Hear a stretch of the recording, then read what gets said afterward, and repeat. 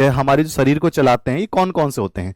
तो शरीर को चलाने वाले भैया कार्बोहाइड्रेट होते हैं जिसको हम सैकराइड कहते हैं, प्रोटीन होता है, न्यूक्लिक अम्ल होता है, डीएनए आरएनए होता है, ये हमारी शरीर की बनावट के लिए आगे उसके लक्षण के लिए काम करते हैं, और विटामिन ये शरीर को हमारे से बचाते हैं, रोगों से बचाते हैं। तो चार बहुत मेन है। एंजाइम प्रोटीन ही होता है, इस बात का ध्यान रखना। चलिए तो शुरुआत करेंगे बेटा। सब कुछ तैयार है, सब कुछ तैयार है, मैराथन सैराथन सिस्टम वाइज सब बढ़िया जी। ओके, बेहतरीन तरीके से लेवल है। मैराथन तो ऐसी डिजाइन करके दे दूंगा, बिल्कुल एक एक क्वेश्चन फंसा देंगे सेट में। चलो जी, अब बताओ इनमें से ऊर्जा कौन देता होगा, जल्दी से बता दो। इन चारों में से ऊर्जा कौन देता होगा, जल्दी से बताइए फटाफट। मम्मी जी अभी भी हॉर्लिक्स देती हैं? कितनी हाइट बढ़ाओगे हैं, इतने लंबे चले जाओगे 10 फीट? चलो बताओ इनमें से ऊर्जा कौन देता है, जल्दी से तुक्का मार दो। तुक्का नहीं मारना तो जल्दी से बता दो, फटाफट बता देना, फटाफट। एक तो हो गई आपको नॉलेज, एक होता है पेपर फंसाना, दोनों मिला देंगे बढ़िया तरीके से। कौन सा? ये वाला, ये ऊर्जा देता है। ये भैया चाट पकौड़ी है ना, चाट पकौड़ी आपके जो भी आलू वाले आइटम है, जो भी भाई प्याज है, जो भी आपका अनाज है, जो भी चावल है, ये सारा का सारा कार्बोहाइड्रेट होता है। पूरा यूपी, पूरा बिहार, पूरा राजस्थान, पूरा मध्य प्रदेश कार्बोहाइड्रेट सबसे ज्यादा खाता है। ओके, हरियाणा की तरफ चले जाओगे तो प्रोटीन ही प्रोटीन, दूध ही दूध भाई मिल रहा है।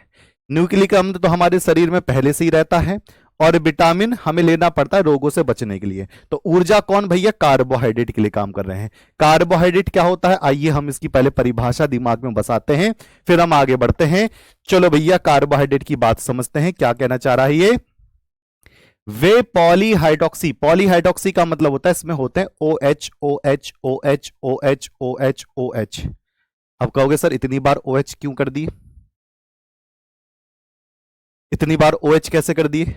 पॉली का मतलब होता है बहुत सारे, हाइड्रोक्सी का मतलब ओ एच, तो इसका मतलब इसमें अल्कोहल समूह हैं जिनमें एल्डिहाइड CHO, जिनमें एल्डिहाइड और कार्बोनिल यानी कि कीटोन, एल्डिहाइड या फिर कीटोन समूह दोनों में से एक हो। पॉलीहाइड्रोक्सी हो, एल्डिहाइड हो या फिर कीटोन हो, इन दोनों में से कोई एक होना चाहिए। पॉलीहाइड्रोक्सी तो वो होगा ही होगा, समूह पाया जाता है। और जो शरीर को ऊर्जा प्रदान करते हैं उनको कार्बोहाइड्रेट कहते हैं, इस बात को ध्यान रखेंगे। चलो बताओ आज आपने कौन सा कार्बोहाइड्रेट खाया है?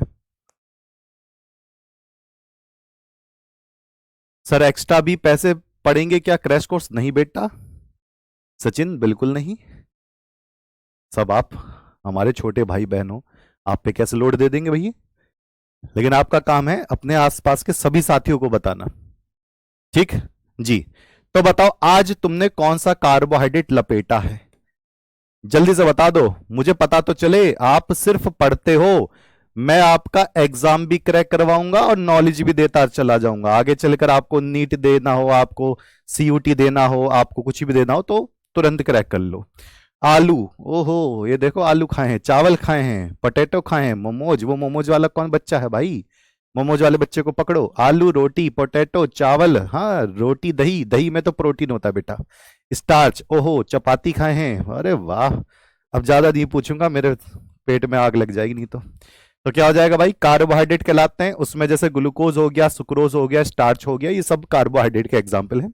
एक बात ध्यान रखना, कार्बोहाइड्रेट को क्या कहते हैं, सैकराइड भी कहा जाता है। तो ध्यान रखना, पॉलीहाइड्रोक्सी, एल्डिहाइड हो या फिर कीटोन हो, दोनों में से एक हो, दोनों में से एक हो। चलो बताओगे, जल्दी से बताओ, दो समूह के नाम बता दो जो हो सकते हैं आपके कार्बोहाइड्रेट में, जल्दी से बताओ फिर आगे बढ़ता हूं सरकार, जल्दी से।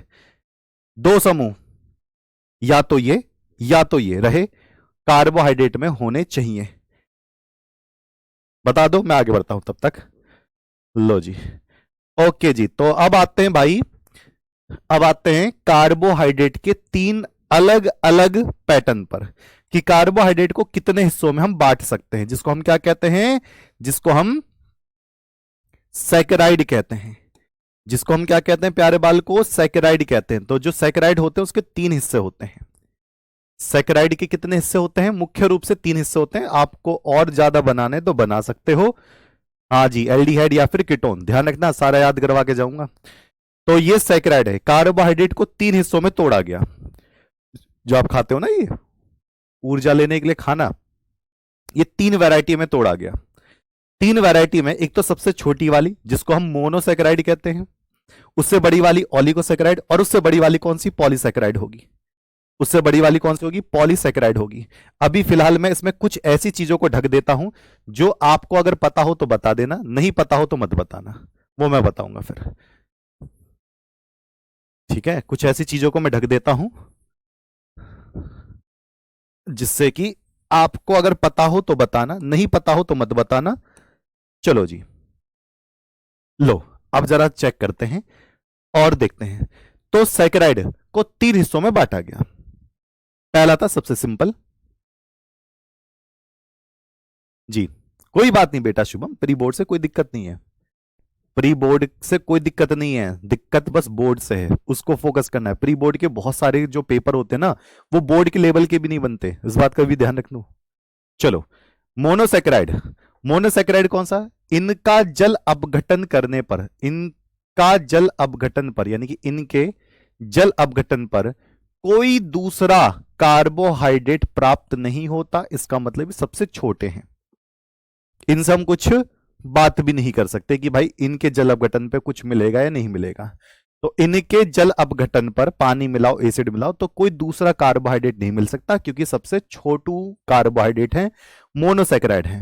मुझे बता सकते हो सबसे छोटे कार्बोहाइड्रेट में से कौन कौन से एग्जाम्पल आपके दिमाग में बसे हुए हैं?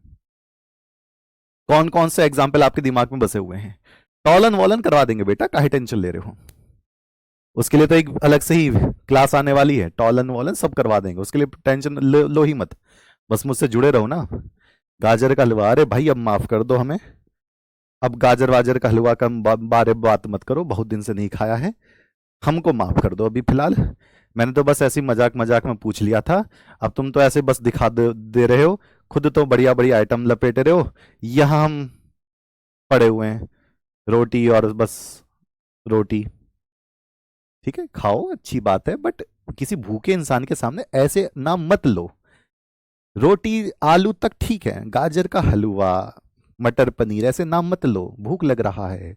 चलो, कौन कौन से होंगे भैया? ग्लूकोज, फ्रक्टोज, गैलेक्टोज, इनका सबका एक ही फॉर्मूला है, C6H12O6। C6H12O6। अच्छा जी, ठीक है जी, ये भी बात ठीक है। हाँ, अब तो और जल्द और ज्यादा बताओगे। चिल्ली पटेटो स्टीमर सर, ये जो जितने भी चिल्ली पटेटो मोमोज ये जितने वाले हैं ना, इनको ना थोड़ी देर के लिए हटाओ, ये ना गड़बड़ करेंगे। इनका जल अपघटन करने पर बताओ कितने से लेकर कितने, अब है ओलिगोसैकेराइड, ये इससे बड़े वाले हैं, बताओ इनका जल अपघटन करने पर कितनी इकाइयां ये नए नए कार्बोहाइड्रेट बना सकती है? यानी कि ये तो इससे बड़े हैं, इसका मतलब आप इसका जल अपघटन करोगे तो छोटे छोटे कार्बोहाइड्रेट ये बनाएगा। तो क्या होगा? इनका जल अपघटन करने पर 2 से लेकर 10 तक, 2 से लेकर 10 तक कार्बोहाइड्रेट की इकाइयां प्राप्त होती हैं। कितने से भैया? 2 से 10 तक। एक नहीं, 2 से 10 तक। एक तो खुद ही है, ये टूटेगा, 2 बार टूटेगा, 3 हिस्सों में टूट सकता है, 4 हिस्सों में टूट सकता है, 5 हिस्सों में टूट सकता है। इसका अगर एग्जाम्पल आपको याद है तो जल्दी से मुझे कमेंट करके बता दो। मजेदारी बात यही है, मजेदार वाली बात यही है, और यही होता है दम। सारे के सारे बच्चे बढ़िया तरीके से काम कर पा रहे हैं, और सब बच्चों को अब लगना है अपने पेपर के लिए दम लगाकर हिस्सा वाली बात करेंगे, और लास्ट टाइम पर एक एक क्वेश्चन को चपाटे लगाने हैं। तो क्या होगा ये भैया? इसमें उदाहरण कौन कौन से हैं? तो सुक्रोज है, याद रखिएगा, ये चीनी बोलते हैं इसको। माल्टोज है, ये याद रखिएगा, और लैक्टोज है, दूध में पाया जाता है, ये याद रखिएगा। तो इसका इन तीनों का एक ही फॉर्मूला है, बता सकते हैं कौन सा फॉर्मूला होगा जी? तो कौन सा वाला होगा? ये होगा आपका C12H22O, C12H22O11, C12H22O11 होगा। आगे बढ़ते हैं पॉलीसैकेराइड पर, तो भाई 10 तक तो ये बना रहा है। पॉली का मतलब होता है बहुत सारे, बहुत सारे। इनका जल अपघटन करने पर, इनका जल अपघटन करने पर क्या होगा? कितने भैया? 10 से ज्यादा, 10 से अधिक कार्बोहाइड्रेट इकाइयां प्राप्त होती है। भाई 10 से ज्यादा, क्योंकि 10 तक तो यही संभाल रहा है, 10 के आगे ये संभालेगा। अब इसमें कौन कौन से होते हैं? स्टार्च होता है जो आपके अनाजों में मिलता है। अनाज कौन से भैया? चावल, गेहूं, है ना, बाजरा, ये स्टार्च वाला है। और और कौन सा? और कौन सा? सेलुलोज, सबसे ज्यादा पाया जाने वाला पृथ्वी पर। ग्लाइकोजन, जानवरों में पाया जाने वाला। तो इनका सबका एक ही फॉर्मूला होता है, ये कौन सा होगा? C6H10O5, C6H10O5N होगा। इन सबका एक ही फॉर्मूला होता है। चलो जरा मैं अब नोट करवाता हूं एक बात। जो पॉलीसैकेराइड होता है प्यारे बच्चे, वो चीनी की तरह मीठा नहीं है, ये मीठा होता ही नहीं है। इसको अशर्करा बोला जाता है। इसको क्या बोला जाता है? अशर्करा बोला जाता है। और इन दोनों को क्या बोला जाता है? शर्करा बोला जाता है। इसको भी शर्करा बोला जाता है, इसको भी शर्करा बोला जाता है। यहीं से शक्कर शक्कर शब्द समझ में आया है। तो ये भी मीठे लगते हैं, ये भी मीठे लगते हैं, ये मीठा नहीं लगेगा। ठीक है, ओके ओके सरकार, बहुत बढ़िया। चलो जी, अब मैं आपसे पूछता हूं, एक ही क्वेश्चन पूछूंगा, मुझे बताओ ऑलिगोसैकेराइड का एक एग्जाम्पल बता दो बस मुझे। बिल्कुल ठीक है, ऐसे ही कुछ देंगे लास्ट में जो कि बिल्कुल आपको बस वही करके जाना हो।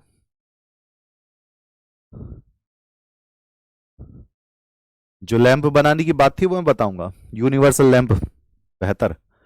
चलो, ऑलिगोसैकेराइड का एक एग्जाम्पल बता दो, जल्दी से मुझे आगे बढ़ा दो। ऑलिगोसैकेराइड का एक एग्जाम्पल, नाम नाम नाम नाम। ये देखो स्टार्च, क्या करूं मैं? कहां है? चूहे मारने की दवा नहीं है? चूहे मारने की दवा है? जो स्टार्च बोल रहा है ना उसको देना है। प्रभु, देवताओं, स्टार्च ऑलिगोसैकेराइड है? फिर तो मेरा सारा पढ़ाना ही व्यर्थ है। इतनी देर में यही मैं बता रहा हूं भाई, स्टार्च पॉलीसैकेराइड है, ऑलिगोसैकेराइड में स्टार्च नहीं आता है। या तो मैं चूहे मारने वाली दवाई खा के चला जाऊं, मैं खा लेता हूं खुद, ठीक है, मैं खा लूं। गाजर का हलवा तो दोगे नहीं, फिर ऐसे ऐसे नाम बताओगे। मैं ऑलिगोसैकेराइड पूछूंगा, तुम ये बताओगे। फिर मैं ये पूछूंगा तो ये नहीं बताओगे, फिर ये बताओगे। जबरदस्ती एक काम करो, मुझे चूहे मारने की दवाई खिला दो, मैं खुद खा लेता हूं। भाई ऑलिगोसैकेराइड में ये तीनों हैं, सुक्रोज, माल्टोज, लैक्टोज, ठीक है। पॉलीसैकेराइड में ये हैं तीनों, स्टार्च, सेलुलोज, ग्लाइकोजन। ठीक है, एक ही क्वेश्चन पूछा, एक ही क्वेश्चन आधे से आधा बच्चों ने बर्बाद कर दिया।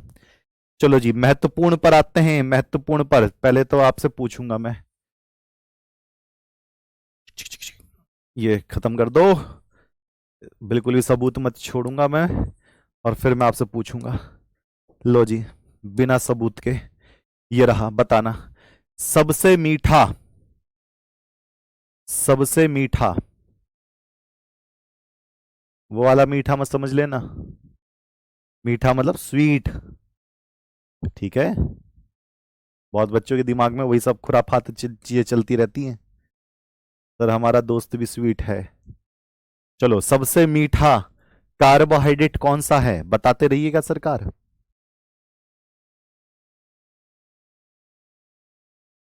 ओके, फ्रक्टोज, फ्रक्टोज, अच्छा, फ्रक्टोज है सही में? चलो जी, लो जी, फ्रक्टोज। फ्रक्टोज कहां पाया जाता है प्यारे बच्चों? फ्रक्टोज शहद में पाया जाता है। फ्रक्टोज कहां पाया जाता है? शहद में पाया जाता है। चलो जी, ये बात बिल्कुल ठीक है।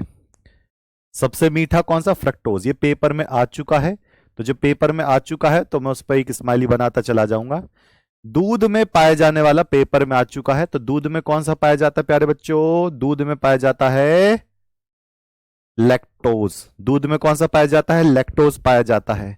सबसे अधिक पाया जाने वाला पेपर में आ चुका है। सबसे अधिक पाया जाने वाला, सबसे अधिक पाए जाने वाला कार्बोहाइड्रेट जो पेड़ पौधों में मिलेगा वो सबसे ज्यादा मिलेगा, और पेड़ पौधों में मिलता है प्यारे बच्चे सेलुलोज। पेड़ पौधों में कौन सा मिलता है? सेलुलोज मिलता है। तो ये पेड़ पौधों में कौन सा मिलेगा? सेलुलोज मिलेगा। याद रखना, दिमाग में एंटर करेगा को, एक भी नंबर नहीं कटवाने हैं, एक भी नंबर 100/100 का करके आना है पेपर। चलिए अगला कौन सा होगा? चीनी का कार्बोहाइड्रेट, चीनी वाला कार्बोहाइड्रेट कौन सा होता है? हाइड्रेट।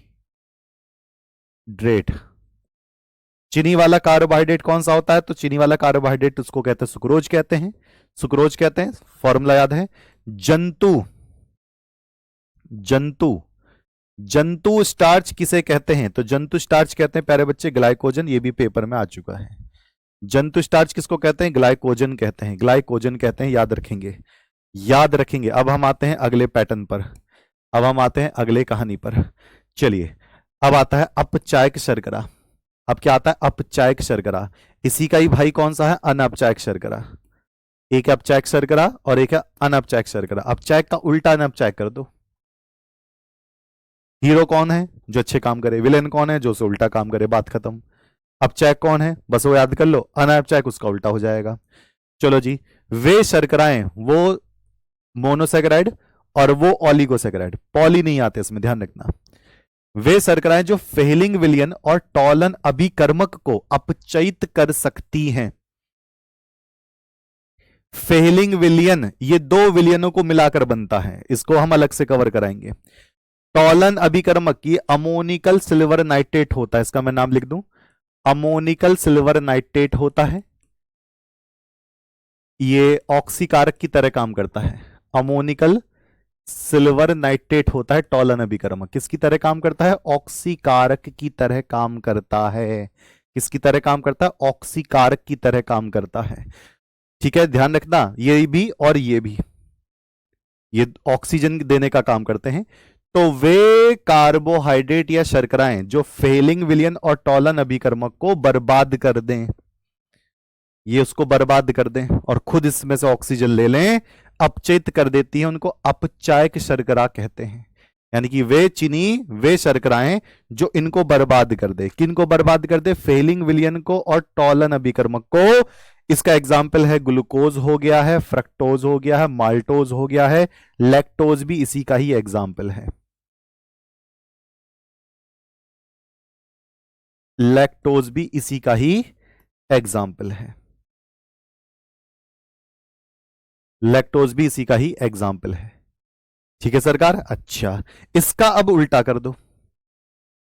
कितना आसान है बताओ? रटना पड़ेगा, हाय ना में जवाब देना। क्या इसको अब रटना पड़ेगा? अगर पहली वाली परिभाषा याद है तो बताओ सरकार, क्या इसको रटना पड़ेगा?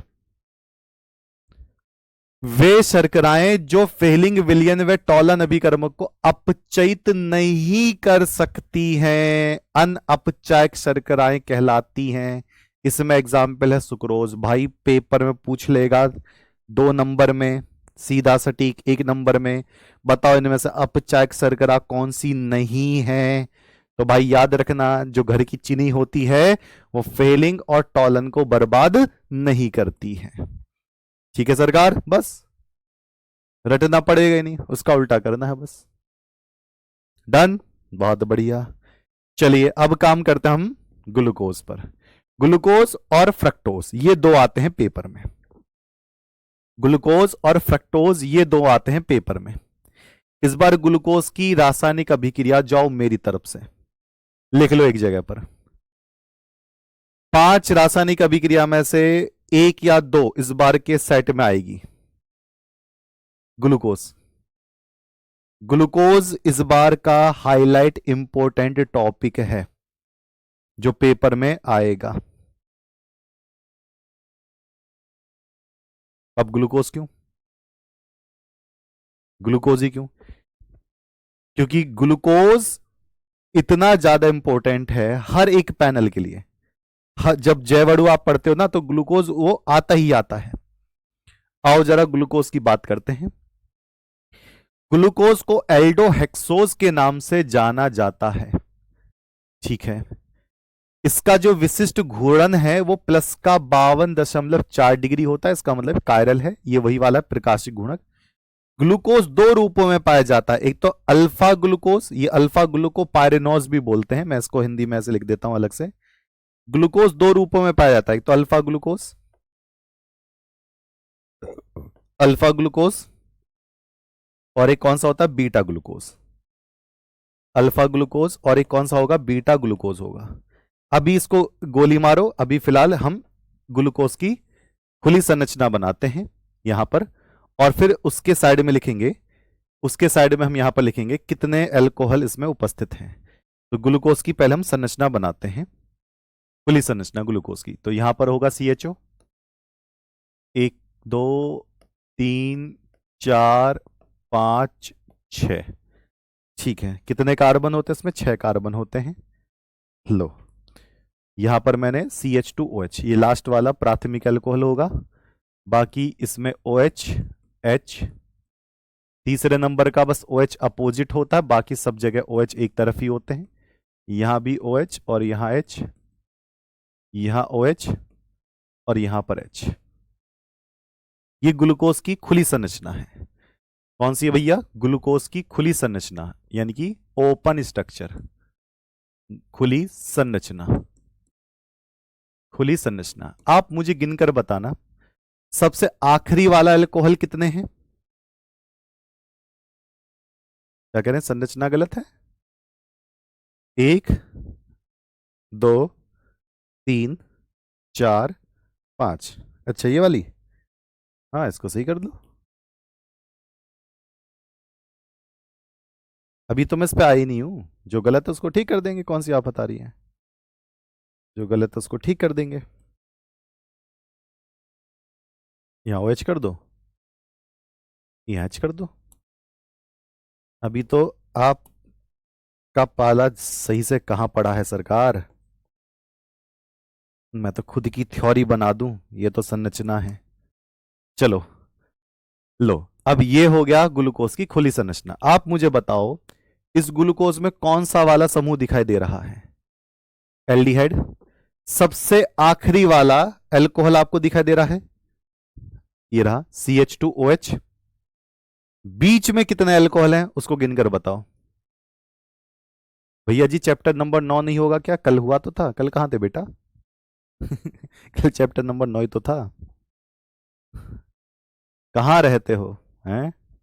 एमीन कल कल एमीन ही तो चल रहा था। तो बताओ CHO ये पूरा का पूरा लगा हुआ है, ये तो एल्डिहाइड है, इसको तो गोली मारो। सबसे आखिरी वाला ये अल्कोहल है, तो प्राथमिक अल्कोहल 1 है, और बीच में कितने अल्कोहल है, 1 2 3 4, तो द्वितीयक अल्कोहल कितने होंगे, 4 होंगे। समझे। तो इसमें अगर आपको प्राथमिक अल्कोहल पूछना है तो प्राथमिक अल्कोहल प्यारे बच्चे, प्राथमिक अल्कोहल 1 है, प्राथमिक अल्कोहल कितने हैं, 1 है, और द्वितीयक अल्कोहल कितने हैं, 4 हैं, ये याद रखिएगा। द्वितीयक अल्कोहल कितने हैं, 4 हैं, ये याद रखिएगा। कितने हैं, 4 हैं। ओके बॉस, ठीक है। अब इसको जो ये है ना ग्लूकोज, इसकी बंद संरचना है, ये ग्लूकोज की कौन सी बंद संरचना है, ये इसकी बंद संरचना है। कितने कार्बन, देखो 1 कार्बन 2 3 4 5 6, इन कार्बन को ऐसे घुमाकर ऐसे मिला दिया, यानी कि यहां से 5वें नंबर को ऐसे मिला दो, ये देखो ऐसे 1 2 3 4 5 6, ये वाला अल्फा ग्लूकोज और ये वाला है बीटा ग्लूकोज। दोनों में बस एक बार मुझे अंतर बता दो, कौन सा अंतर आपको दिख रहा है। अल्फा ग्लूकोज और बीटा ग्लूकोज में एक अंतर बता दो, बताओ बताओ, कोई एक अंतर बता दो। ये रहा भाई HOH, दूसरे पर HOH, तीसरे पर OH, यहां पर H, यहां पर फिर HOH, फिर यहां पर CH2OH। सेम ऐसे ही बनाया गया, सेम ऐसे ही बनाया गया, लेकिन पहले वाले पर आप इस बात को देख पा रहे हो, बाकी तो सब मुझे सही लग रहा है, सब कुछ सेम लग रहा है, लेकिन कहीं ना कहीं कहीं ना कहीं कुछ अंतर तो मुझे दिख रहा है। कौन सा अंतर है भाई, वो कैसे मुझे पता, मैं कैसे देख पाऊंगा? तो वो अंतर मुझे यहां दिख रहा है पहले नंबर के कार्बन पर। ये देखो, पहले नंबर के कार्बन पर ये बदले गए हैं, सिर्फ पहले नंबर के कार्बन को। अगर सिर्फ पहले नंबर के कार्बन को बदल दोगे, ऊपर नीचे कर दोगे, तो अल्फा से बीटा बन जाएगा। और इसी वजह से इनको कहते हैं एनोमर। अल्फा बीटा एक दूसरे के क्या होते हैं? एनोमर होते हैं। एनोमर होते हैं। और इस प्रक्रिया को क्या कहा जाता है? इस प्रक्रिया को म्यूटा रोटेशन कहा जाता है। इस प्रक्रिया को म्यूटा रोटेशन के नाम से जाना जाता है। म्यूटा रोटेशन के नाम से जाना जाएगा, इस बात को ध्यान रखेंगे। तो आप मुझे बताओगे, ओके, आप मुझे बताओगे कि एक ही कार्बन पर HOH को बस बदल दो, तो अल्फा की जगह क्या बन जाएगा? बीटा बन जाएगा। ठीक है सरकार। अच्छा, अब ग्लूकोज को बनाने के लिए क्या करना पड़ता है? सुक्रोज, सुक्रोज या माल्टोज। बहुत ही टाइपिंग में गड़बड़ी है आज तो, इससे अच्छा तो हम खुद ही लिख लेता। लो जी, सुक्रोज यहां लिख देता हूं, सुक्रोज या माल्टोज। सुक्रोज या माल्टोज का जल अपघटन करने पर, जल अपघटन का मतलब पानी मिलाओ, एसिड मिलाओ, कहानी छुट्टी करने पर ग्लूकोज प्राप्त होता है। फ्रक्टोज का आपको ना तो बनाने की विधि पूछेगा और ना ही पूछेगा केमिकल प्रॉपर्टी, सिर्फ और सिर्फ पूछेगा किसकी? ग्लूकोज की पूछेगा। तो ये ले लिया मैंने सुक्रोज, पहला तरीका। दूसरा तरीका आप माल्टोज ले सकते हो। अगर मैं इसका जल अपघटन करा दूं, जल अपघटन का मतलब H+ मिला दूं, जल अपघटन का मतलब मैं H+ यानी कि अम्ल मिला दूं पानी डालकर, जी पानी डालकर, तो आप सुक्रोज को भी पानी मिलाकर तोड़ोगे, माल्टोज को भी पानी मिलाकर तोड़ोगे, तो आपको कहीं ना कहीं ग्लूकोज दिखाई देगा।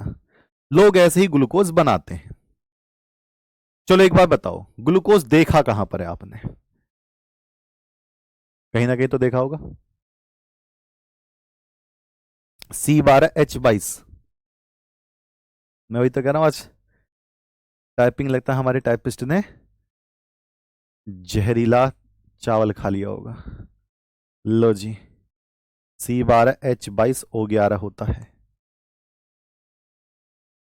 ठीक है, लो जी, C12H22O11, C12H22O11। अब जल्दी से बता दो, सुक्रोज और माल्टोज अगर हमने ले लिया है, तो आपने ग्लूकोज तो देखा, हॉस्पिटल में देखा होगा, खरीदा भी होगा, डिप चलती हैं। तो ये क्या होगा?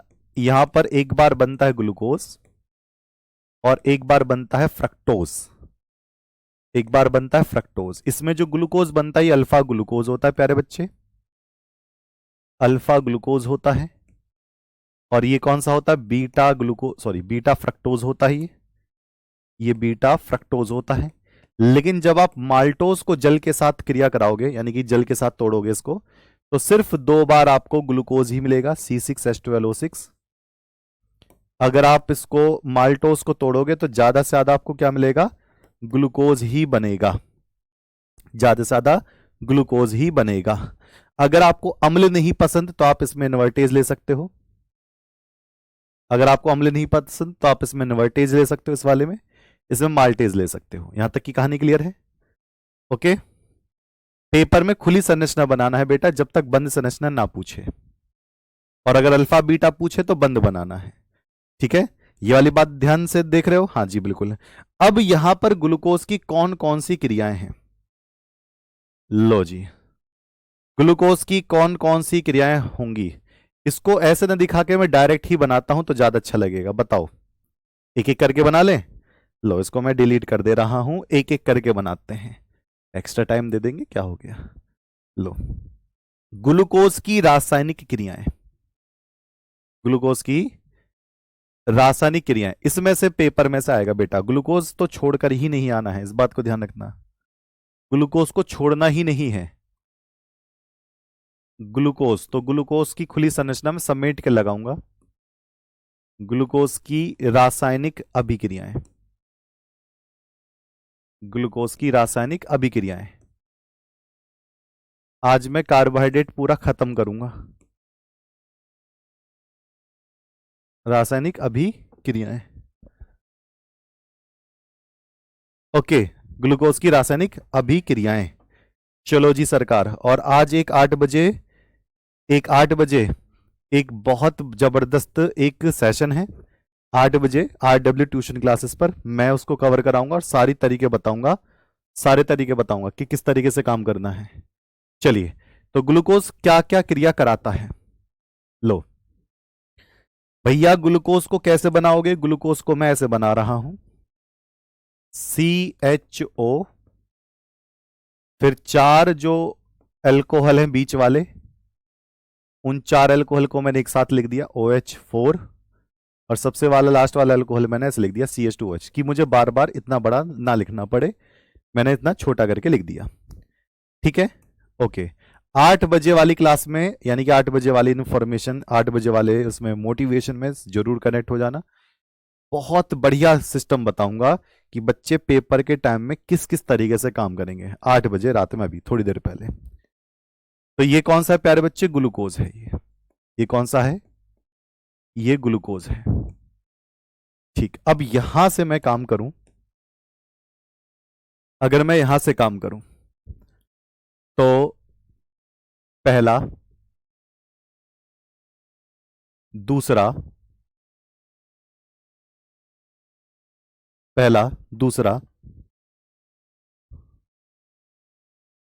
दूसरा, तीसरा,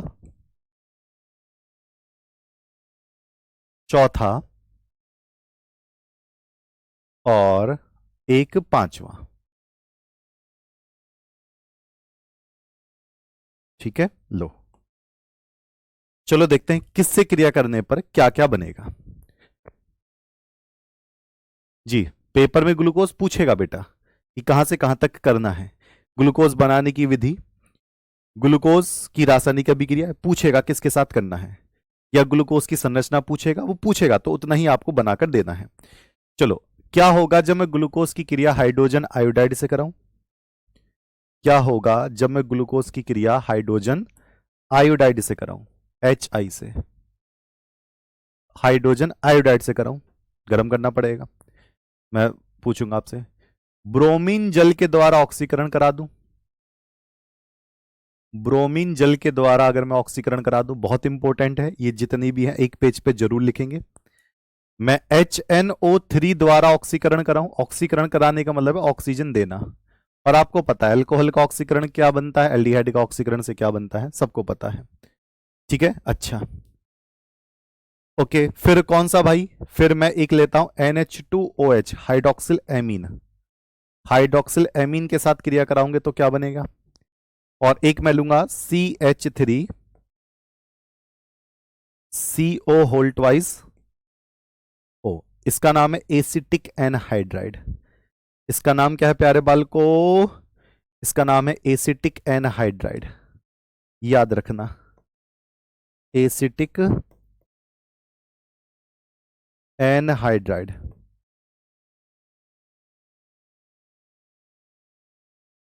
एसिटिक एनहाइड्राइड। और ये कौन सा है? हाइड्रोक्सिल एमीन, ये है हाइड्रोक्सिल एमीन, बाकी तो आपको याद है, हाइड्रोक्सिल एमीन, हाइड्रोक्सिल एमीन। चलिए, अब जरा हम काम करते हैं एक एक करके। लो, अगर आप ग्लूकोज की क्रिया HI के साथ कराओगे, ग्लूकोज की क्रिया किससे कराओगे? सर कैलोरी क्या होता है? कैलोरी ऊष्मा का मात्रक होता है बेटा, ऊष्मा का। ठीक है, ये हो गया। HI के साथ क्रिया कराओगे तो आपको मिलेगा यहां पर हेक्सेन, CH3।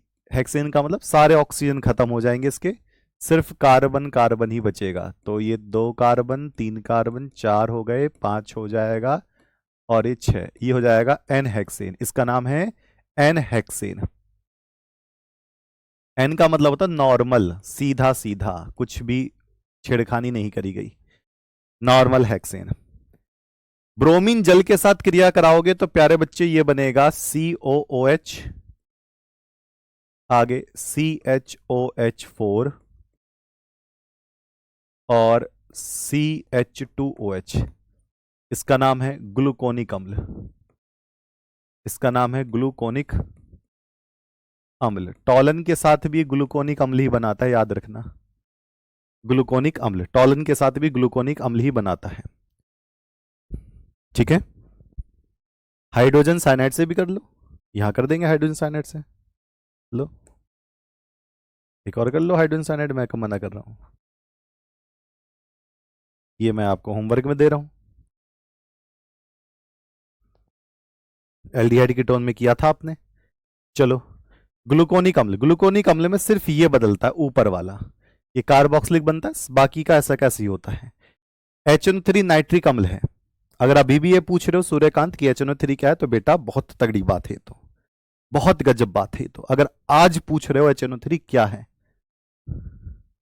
या तो आप आज ही आए हो पहली बार, या फिर इतनी पहले जितनी भी मैंने पढ़ाया है सारी चीजें आपने ध्यान दिया ही नहीं है। अगर जो बच्चा HNO3 अब पूछ रहा है, अब क्या है HNO3? HNO3 हेलो एल्केन वाले चैप्टर में, एल्कोहल वाले चैप्टर में, आपके कार्बोहाइड सॉरी एल्डिहाइड वाले चैप्टर में, आपके एमीन वाले चैप्टर में HNO3 कम से कम 10 बार बताया होगा, कम से कम 10 बार। सोच के देखो कहां चल रहे हो।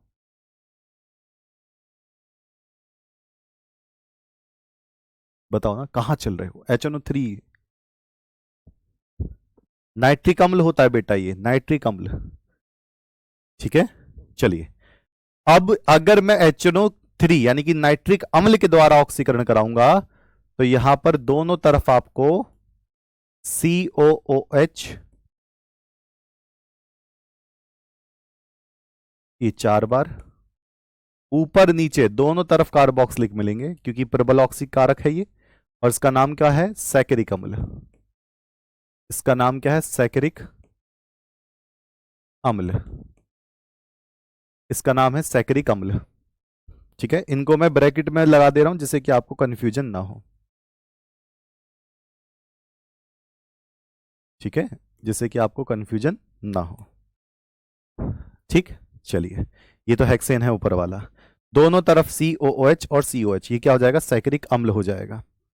ठीक है, चलो मैं वो नहीं कह रहा, मैं सिर्फ इस वजह से डांट लगा रहा हूं कि आपके अच्छे नंबर आए, आप उस चीज को फोकस करें। मैं और किसी वजह से डांट नहीं लगा रहा। और ये बात समझ के चलिए कि आपको बहुत चीजों पर अपने दिमाग पर फोकस करके चलना होगा। ठीक, चलिए NH2OH ये हाइड्रोक्सिल एमीन है, तो एल्डिहाइड में इसकी जगह पर क्या जाएगा? ऑक्सिम हो जाएगा, यानी कि कुछ ऐसे बनेगा CH डबल बॉन्ड NOH, और बाकी सब ऐसा कैसा। ये बताओ कौन से चैप्टर में पढ़ाया था मैंने आपको? ये बताओ कौन से चैप्टर में मैंने आपको पढ़ाया था? कौन से चैप्टर में पढ़ाया था? इसका नाम है ग्लूकोऑक्सिम। इसका नाम है ग्लूकोऑक्सिम या ग्लूकोऑक्सिम, ग्लूकोऑक्सिम। ठीक है सरकार, ग्लूकोऑक्सिम, इसका नाम है glucoxime. CH3CO whole twice O acetic anhydride, ये इससे क्रिया नहीं करता, ये इन एल्कोहल से क्रिया करता है और इनको क्या बनाता है? एस्टर बनाता है। यही क्रिया है जो बंद संरचना को बताती है कि यहां ग्लूकोज की बंद संरचना भी होती है। तो यहां पर क्या होगा? यहां पर क्या होगा? कनेक्ट करेंगे तो ये CHO पे कोई फर्क नहीं पड़ता इसमें। यह अभिक्रिया बंद संरचना को व्यक्त करती है, बंद संरचना को व्यक्त करती है, व्यक्त करती है कि ग्लूकोज की बंद संरचना भी होती है। तो CHO, CHO, होल 4 और CHO, इसका नाम है ग्लूकोज पेंटा एसीटेट। इसका नाम है ग्लूकोज पेंटा ग्लूकोज पेंटा एसीटेट, ग्लूकोज पेंटा एसीटेट इसका नाम है। आप मुझे बताओ हाइड्रोजन साइनाइड के साथ क्रिया कराने से क्या बनेगा? इसको लेकर मुझे बहुत डाउट है, बताओ डाउट क्या है? बाकी सब में आपने देखा होगा CHO बर्बाद हो गया, CHO यहां भी खत्म हो गया, CHO यहां भी खत्म हो गया, CHO यहां भी खत्म हो गया, CHO यहां भी चेंज हो गया। इसमें CHO चेंज नहीं हुआ। जिस रिएक्शन में एल्डिहाइड का CHO चेंज नहीं होता, सोच के देखो क्यों नहीं हुआ? क्योंकि खुली संरचना के साथ ही क्रिया ही नहीं करता। इसने की क्रिया करा है इसकी बंद संरचना के साथ क्रिया, तो CHO नहीं बदला। जब CHO नहीं बदला इसका मतलब कहीं ना कहीं ये बंद संरचना ही था। ओके, आप मुझे इसका होमवर्क बताना, मतलब आप खुद ही करना इसको कि हाइड्रोजन साइनाइड से क्रिया करके क्या बनाएगा। करा चुका हूं पहले भी। ओके, इसमें नहीं, उसमें एल्डिहाइड वाले चैप्टर में साइनोहाइड्रिन आया कुछ कुछ याद? ओके जी, अब मैं आता हूं किस पर? फ्रक्टोज पर। अब मैं किस पर आता हूं? फ्रक्टोज पर। तो फ्रक्टोज की भी हम संरचना बनाकर देख लेंगे। फ्रक्टोज को कीटोहेक्सोज के नाम से जानते हैं क्योंकि इसमें कीटोन होता है। इसका विशिष्ट गुणन माइनस का 92.2 डिग्री होता है। फ्रक्टोज की खुली संरचना में प्राथमिक अल्कोहल की संख्या 2 होती है। एक ये सबसे ऊपर वाला, एक सबसे नीचे वाला। प्राथमिक अल्कोहल की संख्या 2 होती है और द्वितीयक अल्कोहल की संख्या कितनी होती है? 3 होती है। 1 2 3 होती है। अच्छा जी, फ्रक्टोज 2 रूपों में पाया जाता है। फ्रक्टोज कितने रूपों में पाया जाता है? 2 रूपों में पाया जाता है। क्या कह रहे थे बच्चे? ये वाला CH2, ये CH2 कर लो, यहां पर CH2, यहां CH2 कर लेना, ठीक है? ओके, तो फ्रक्टोज कितने? 2 रूपों में पाया जाता है, वही अल्फा और बीटा। यहां पर देखोगे 1 2 3 4 5 6। फ्रक्टोज कितने रूपों में पाया जाता है? 2 रूपों में पाया जाता है, वही अल्फा फ्रक्टोज और बीटा फ्रक्टोज। फ्रक्टोज कितने रूपों में पाया जाएगा? अल्फा फ्रक्टोज और बीटा फ्रक्टोज। लो जी, मैं यहां पर बना रहा हूं CH2OH, यहां पर लगाएंगे OH, फिर अगले कार्बन की तरफ हम आएंगे, फिर यहां पर OH हो जाएगा, यहां पर H हो जाएगा, यहां पर H हो जाएगा, यहां पर OH हो जाएगा, फिर यहां पर CH2OH हो जाएगा, यहां पर H हो जाएगा। ये अल्फा फ्रक्टोज है। इसी का ही बीटा फ्रक्टोज हम बनाने हैं। मैं कार्बन को बता दूंगा कौन से कार्बन को बदलना है। सब कुछ एक जैसा रहेगा, सब कुछ एक जैसा रहेगा। CH2OH हो गया, ये H हो गया। ये आपको याद रखना है, ये आपको याद रखना है, क्योंकि लास्ट टाइम पर आप इसमें सिर्फ याद रखो CH2OH, ये H, ये H, ये OH, बस सब कुछ सेम रहेगा, एक चीज बदल जाएगी बस। मैं हाईलाइट कर दे रहा हूं और बताओ क्या बदलेगी। इस वाले कार्बन पर, जो दूसरे नंबर का कार्बन है ना, ये इस वाले कार्बन पे क्या चीज बदल दोगे कि अल्फा और बीटा में अंतर आ जाए?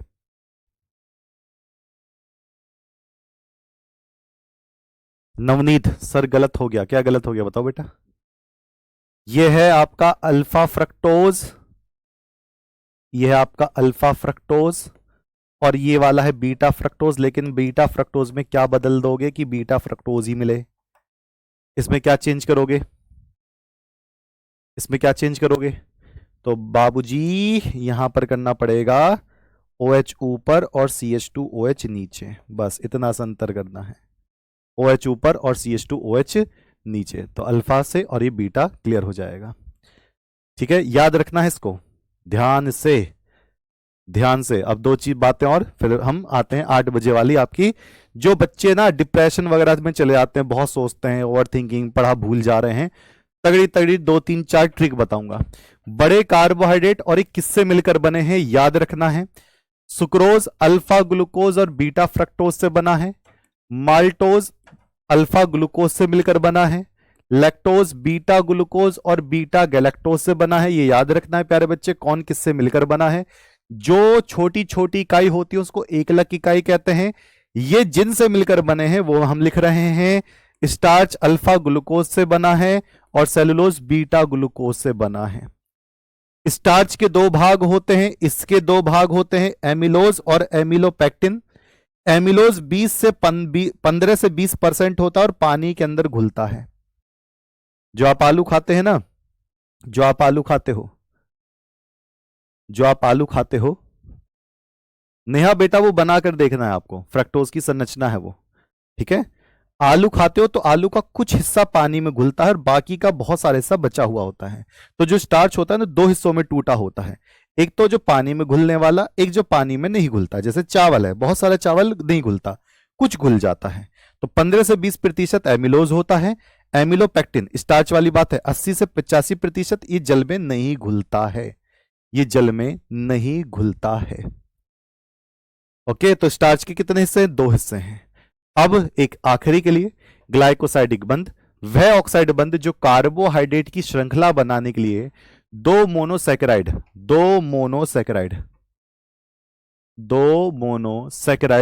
इकाइयों को आपस में जोड़ता है, ग्लाइकोसाइडिक बंध कहलाता है।